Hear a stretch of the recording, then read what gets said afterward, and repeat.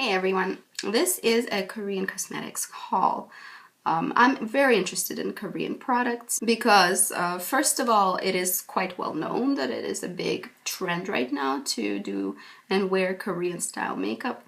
So I decided to do a bit of a trial of a Korean skincare, of which I haven't formed solid opinions yet, so I'll speak about later.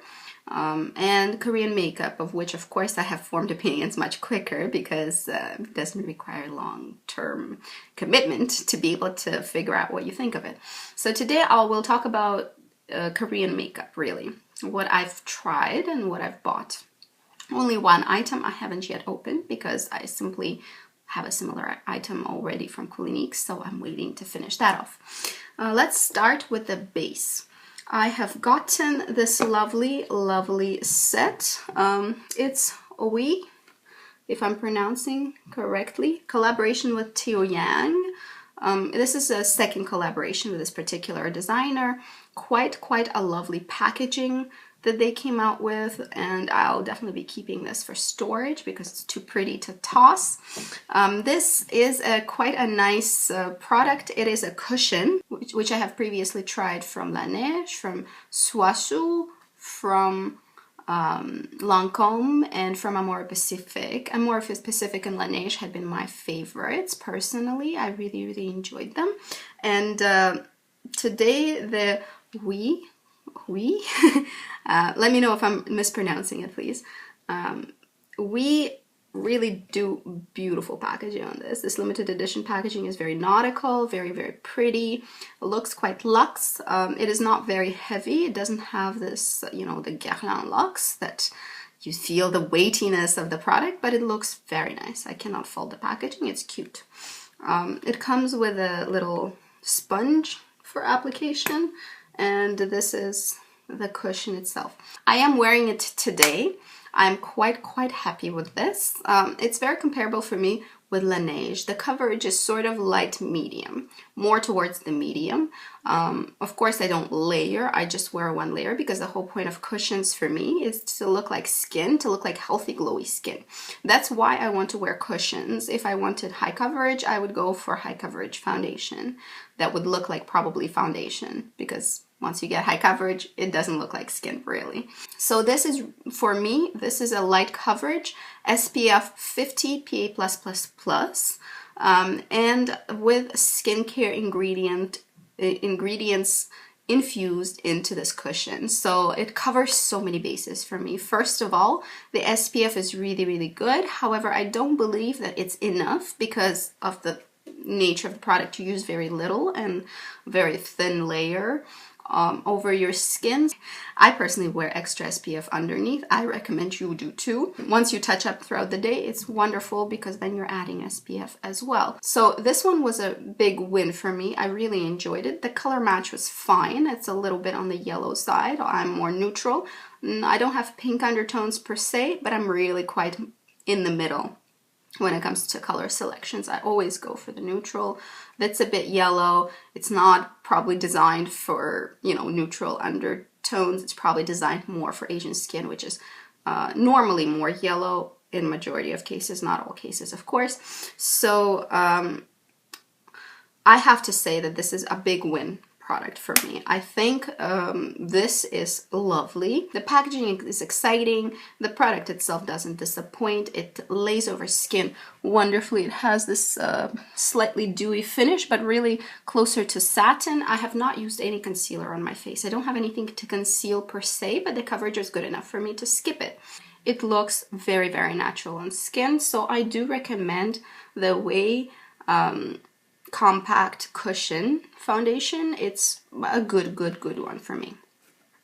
Next, I tried another cushion. I tried a blush. This is from Missha, and this one is this neutral peachy color.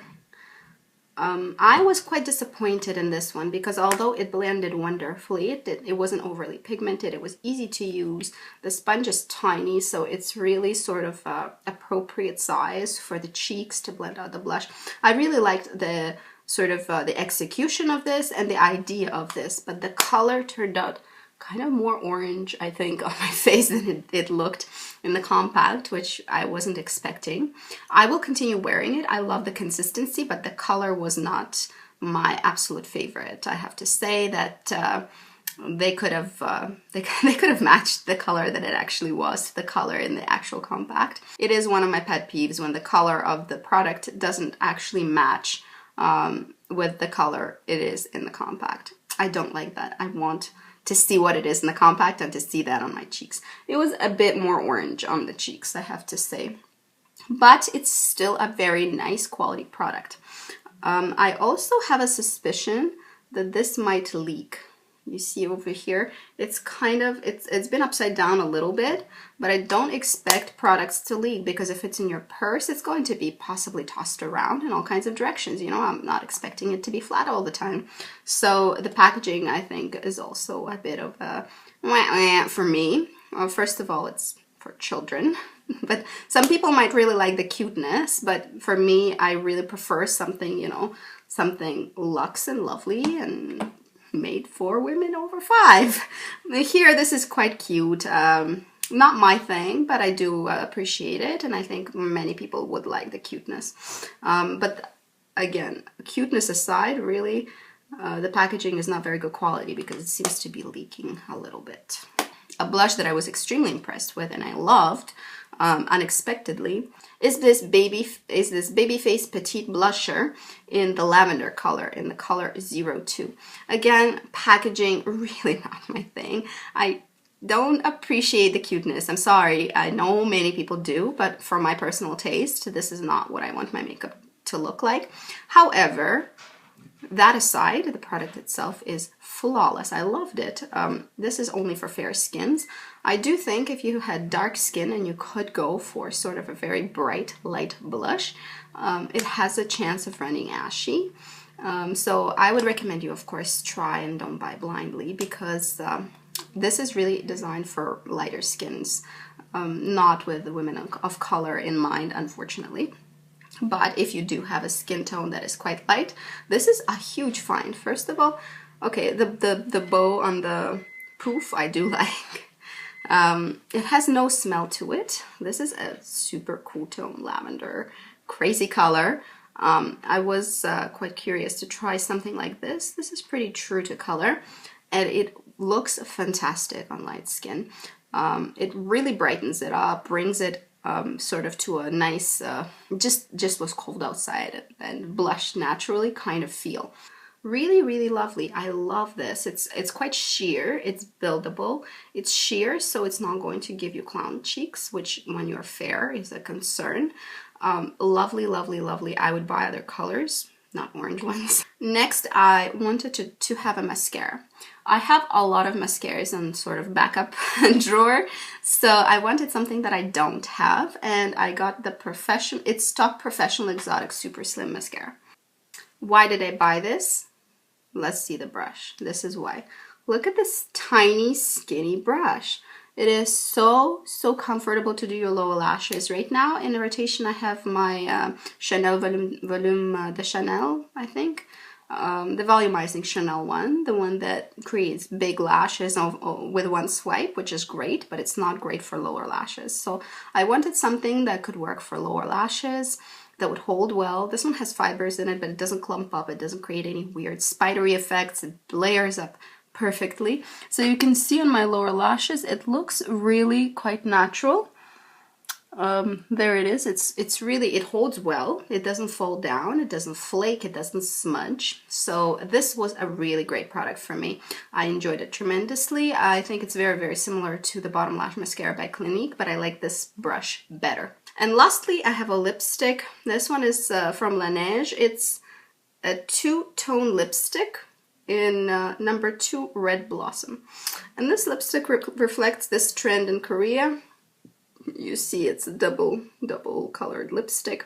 The trend being a really bright lipstick inside the mouth, and it fades into a more nudie color, less contrast as you go outside. So quite a reverse of what we're used to thinking when we're thinking ombre lips. We try to create more volume, and in Korean makeup they try to create a more youthful appearance, a really sort of bitten lip appearance. and perhaps a look of extreme youth.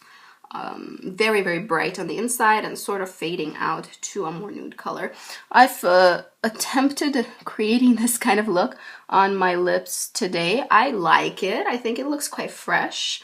It also sort of tones down the brightness that the red carries, so I do think it's quite wearable actually, and I don't think it looks weird. Now, mine, of course, doesn't look so nice as Korean drama actresses. They really know how to do this whole fading lip thing. I still need a lot of practice, but I think it's quite fresh and it looks flattering. It does not at all give you the sexy pout sort of look.